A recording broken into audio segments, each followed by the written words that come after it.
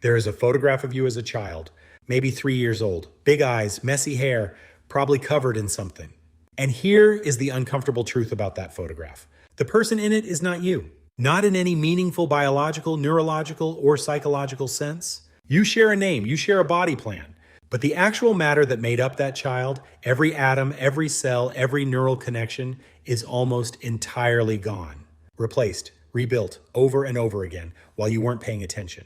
This is not a metaphor, this is not philosophy, this is biology.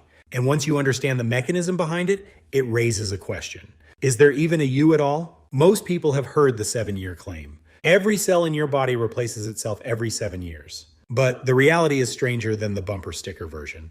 The lining of your stomach replaces itself every 5 days. Your skin takes about 2 to 4 weeks. Your red blood cells last around 4 months before they're recycled and rebuilt. Your skeleton, which feels like the most permanent thing about you, is completely rebuilt roughly every 10 years. The liver regenerates in about a year. Some cells last much longer.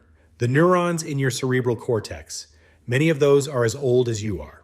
They've been with you since before you were born. But the proteins those neurons run on are replaced constantly. The hardware is old, the software is rewritten every few weeks. So you are not the same matter you were a decade ago. But are you the same person? That depends entirely on what you think a person is. The ancient Greeks had a thought experiment for this. A ship called the Argo, famous, legendary, kept in a harbor as a monument. Over the years, its planks rotted and were replaced, one by one, until eventually, not a single original piece of wood remained. The question they asked was simple. Is it still the same ship? Most people's instinct is yes. It's continuous. It stayed in one place. It was always called the Argo. The identity persisted even as the material changed. But then someone added a twist. What if someone had been collecting all the old rotting planks as they were removed and secretly rebuilding a second ship from them? By the end, you would have 2 ships, one made of all new material, one made of all the original material. Which one is the real Argo? This is called the Ship of Theseus problem.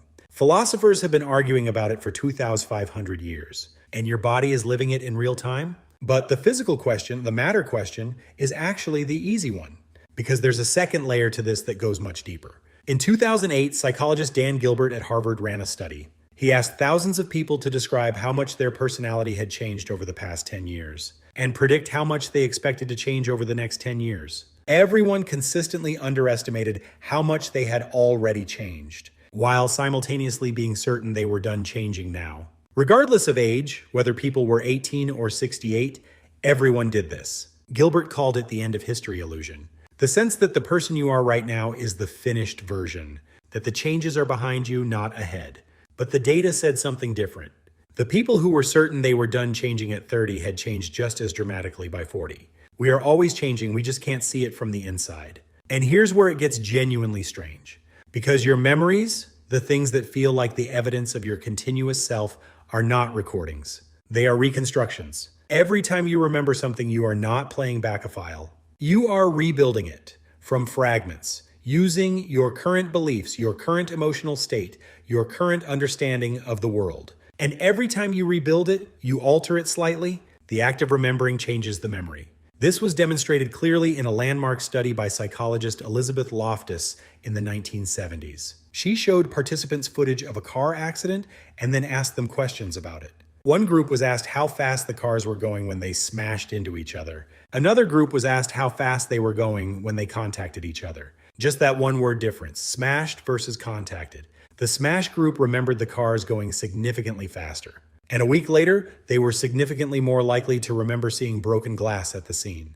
There was no broken glass. The word used in the question rewrote the memory, not the original experience, the reconstruction of it. So your sense of continuous self is built on memories that are themselves constantly being rewritten by the person you are now, which is not the person who made them. You are editing your own past in real time, and you don't even notice. This is where the question stops being philosophical and starts being uncomfortable. If you are not the same physical person you were 10 years ago, and your memories of those 10 years have been partially rewritten by who you've become since, and your personality and values have changed so significantly that your past self would barely recognize your present one, then who is responsible for what that past self did? The law has a clear answer: you are. Continuous legal identity is one of the foundations of every justice system ever built. The courts do not accept neurological transformation as a defense, but some philosophers and neuroscientists aren't so sure. Derek Parfit, one of the most important philosophers of the 20th century, spent his career arguing that personal identity over time is not what we think it is. That the connection between your past self and your present self is a matter of degree, not an absolute. That there is a meaningful sense in which the person who did something terrible 20 years ago is not you, is a different person, connected to you by memory and body plan, but genuinely, meaningfully not you. Parfit found this idea not terrifying, but liberating. If the self is not a fixed, continuous thing, then you are not imprisoned by who you were. Every day is, in some genuine sense, the beginning of a new person. Built from the ruins of the last one, but new. Think about the version of you from 10 years ago. The things you believed, the things you wanted, the people you were convinced you would always be. How many of those are still true? Most people, when they think carefully, realize the person they were 10 years ago made decisions they now disagree with, held values they've since abandoned, wanted things they now find baffling. Not because they were wrong exactly, but because they were a different person, working with different information, running different software on the same body.